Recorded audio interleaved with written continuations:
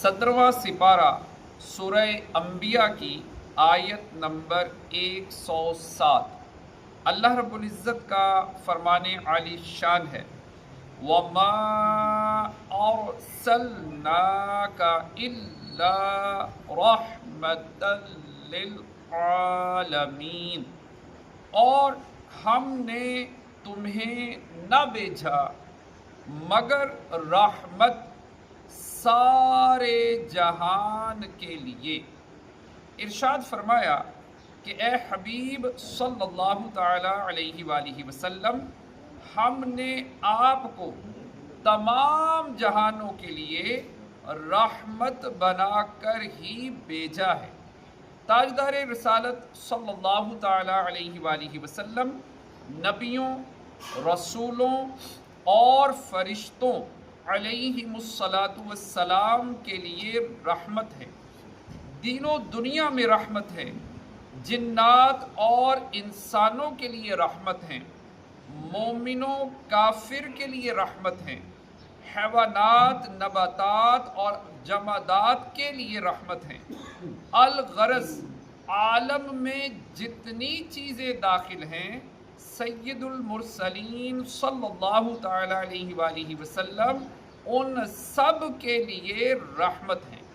چنانچہ حضرت عبداللہ بن عباس رضی اللہ تعالی عنہما فرماتے ہیں کہ حضور اقدس صلی اللہ تعالی علیہ وآلہ وسلم کا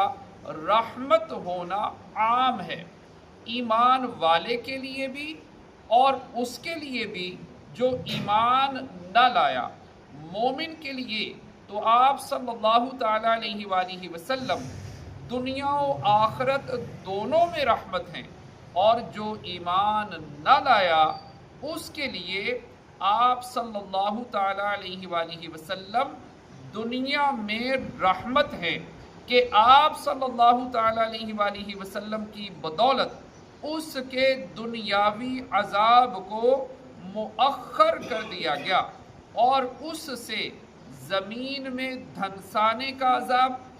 شکلیں بگاڑ دینے کا عذاب اور جڑ سے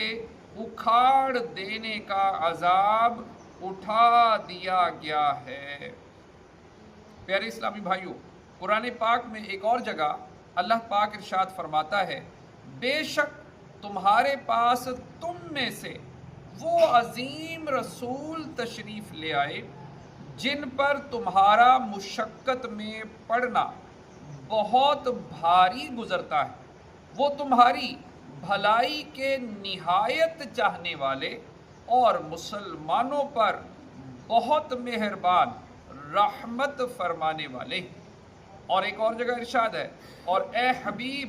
اپنے خاص غلاموں اور عام مسلمان مردوں اور عورتوں کے گناہوں کی معافی مانگو۔ پیارے آقا صلی اللہ تعالی علیہ وآلہ وسلم رحمت ہیں۔ یہاں دو عظمتیں بیان کی جاتی ہیں۔ نمبر ایک،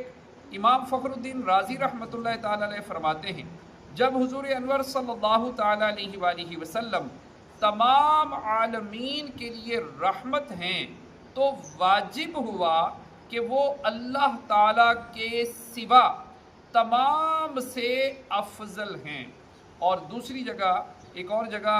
یہاں بتایا گیا کہ امام فخر الدین رازی ہی فرماتے ہیں کہ لوگ کفر، جہالت اور گمراہی میں مبتلا تھے،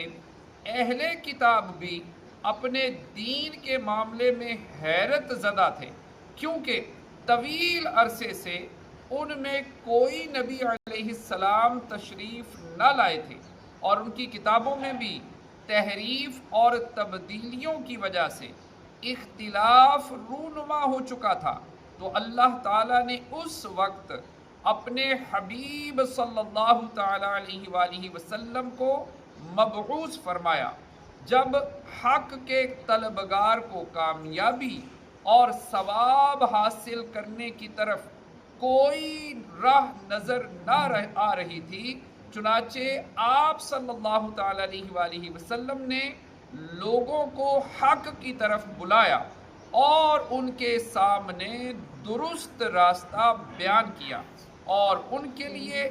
حلال و حرام کے احکام مقرر فرمائے، اور یوں ساری دنیا آپ کے صدقے بہت ساری مصیبتوں سے بچ گئی۔ صلو علی الحبیب صلی اللہ تعالی علی محمد۔ اللہ پاک کی بارگاہ میں دعا ہے جو پڑھا سنا عمل کی توفیق عطا فرمائے۔